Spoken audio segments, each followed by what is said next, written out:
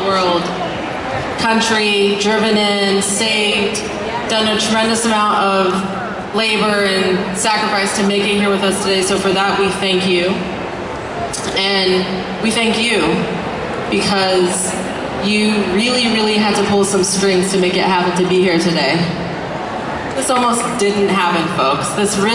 She is really truly here because of her commitment and her desire to be here with you today. So for that, Priyanka. I'm constantly changing, constantly evolving, and I'm hoping that everyone's still curious about me as I keep doing that. So we're all very curious. I think we're all very curious. And I think kudos to you for taking on, I think one of the scariest things for me is the moment you stop growing and changing and evolving and ingesting information, I feel like life is really no longer worth really, what are you doing at that point? So congrats to you for expanding and coming here. So we're excited to have you. I meet and work with a lot of very high profile people in entertainment and beauty. And one of the things I notice is the lack of female leadership in the executive chair, in the executive seat, in the chairman, the board. And the reason I really was intrigued about you was that I met you through your manager, Anjula, who was a powerhouse.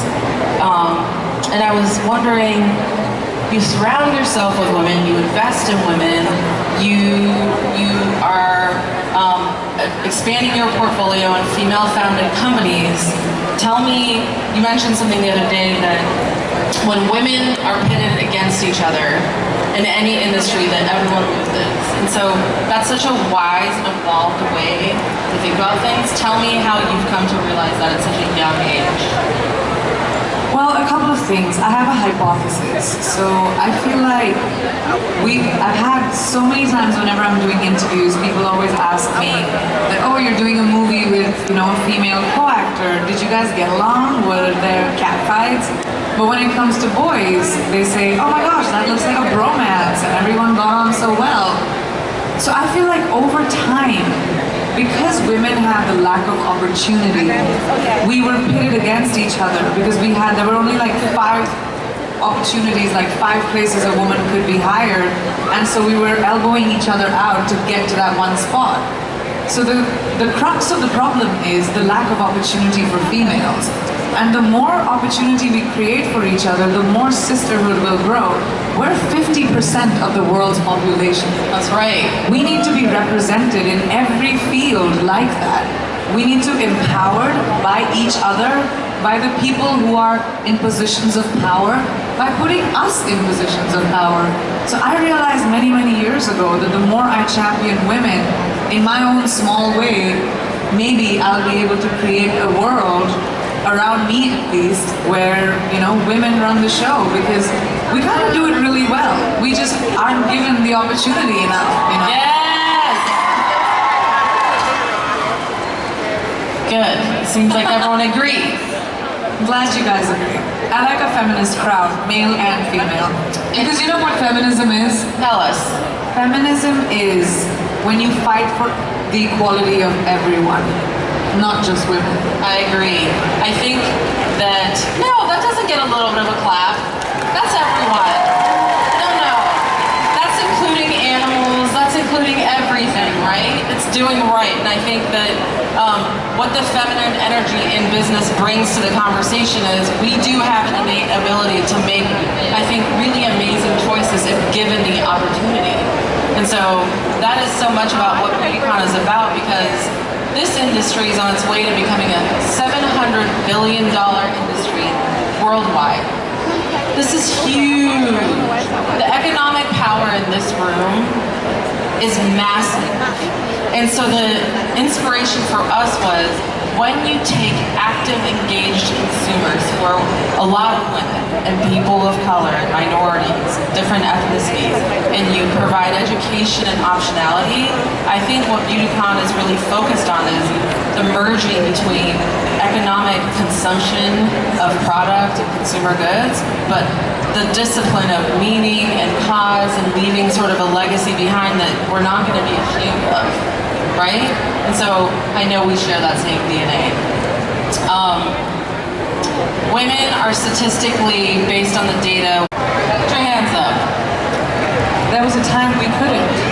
Now we don't even think about it. So we, as women, everyone in this room and everyone in this world has a responsibility to our future daughter, to our future granddaughter, to change the world in a way where they don't have to think about lack of opportunity. They don't have to think about diversity. Diversity shouldn't even be a conversation. It should be normal.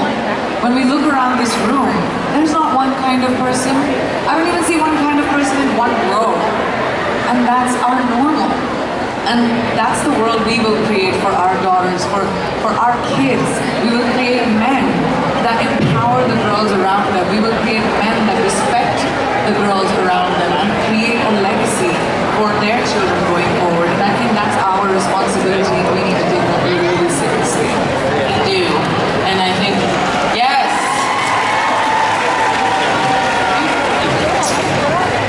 So, you got married recently.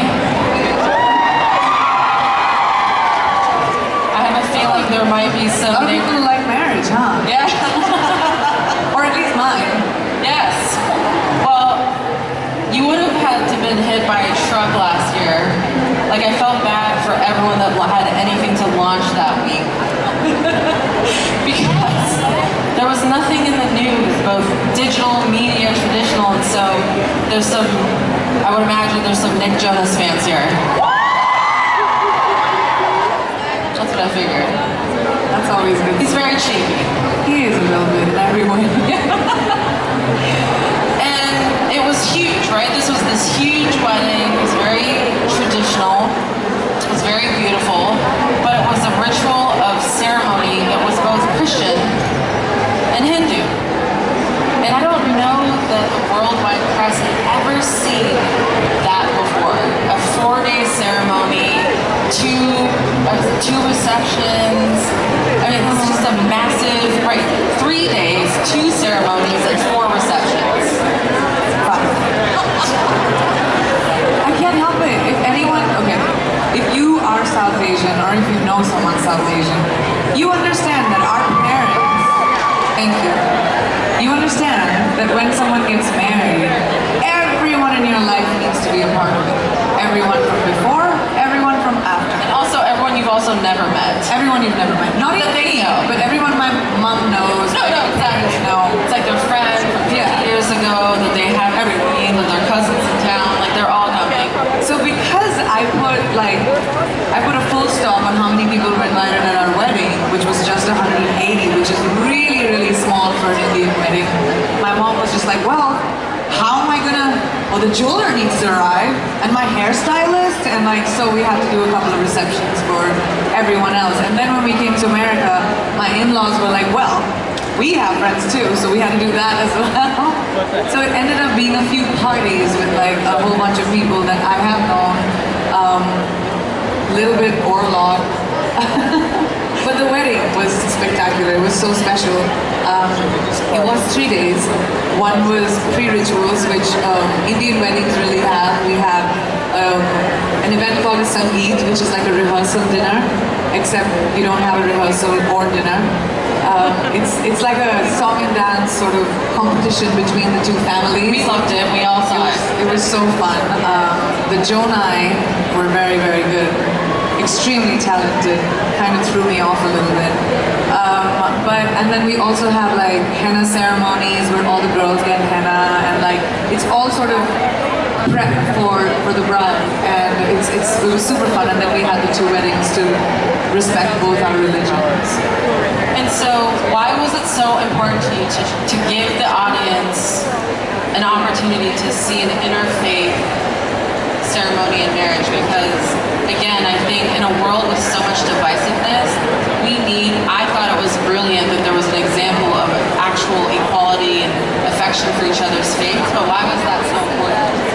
It was not something that we intended to do initially. We wanted to keep this really, really private, but because we had the wedding in India, It was not private. it was not easy to do. Were there like choppers flying over? Yeah, it was rough. So Okay. it wasn't really easy to do, like to keep it private. And then I just loved the kind of love and affection that we got when people were reading about the fact that this was going to happen. That we just thought that we were so happy and our families were so integrated, and it didn't matter what our religions were or which countries we came from. Everything just stood for love. That we eventually decided that it was important to sort of share that because we felt so full in our hearts. It was a joy to watch, and we all felt like we were there. I'm glad. It's really fun. I just love growing. Like I said, I think growing is a very important thing. And when I was very young, I started working when I was 17 years old. And I remember my mother telling me this really young, that women should be financially independent. It doesn't matter who your father is, it doesn't matter who your husband is going to be, it doesn't matter who your brother is, it doesn't matter who the man in your life is. You need to be responsible for your finances and be financially independent. And that kind of really stuck with me. And as my career expanded, it was really important for me to invest in new things. So once I discovered tech, I've always been a fan of technology. I wanted to be an aeronautical engineer at one point. I wanted to build rockets. I wanted to, go to space. But then I became an actor. Go figure. And when I got the opportunity, I remember I was at a dinner for Bumble in New York, and I just thought it was such a cool thing to bring back to India, where women take the first move. To bring it to a country which has a patriarchal sort of society, which actually the world over is sort of patriarchal, and we as women need to fight to change that, to create that kind of equality, because no one's going to give it to us, and they're going to fight for us to have it. So it started from taking Bumble to India, and then my next investment is this engineering school, which is called Holberg, which was based on Betty Holberg. She was one of the first female engineers in the world. And this school is a peer-to-peer teaching program where you don't have to pay a tuition, and you can pay back your tuition after you graduate and get a job, so that you don't have to worry about, how much schools cost, so that females can actually be a part of engineering. Just think about it this way. All of us consume tech, right? All of you have cell phones. Everyone has computers. We're always online. Digital is such a big part of our lives, but the people creating technology, it's so skewed because it's mostly men. And these are men who decide what we as women need. So we need females to come into engineering. As AI starts coming in, and it's going to be a big part of our lives, can you imagine the artificial intelligence that we are consuming being created by guys? And guys are going to decide what kind of things we like. So we need women to come in and realize that tech is a big part of who we are and who we're going to be and our future. So hence me investing in the engineering school. I really love female-driven companies, and I like to give them as much strength as I can with my platform, and that's a big quest of mine in life.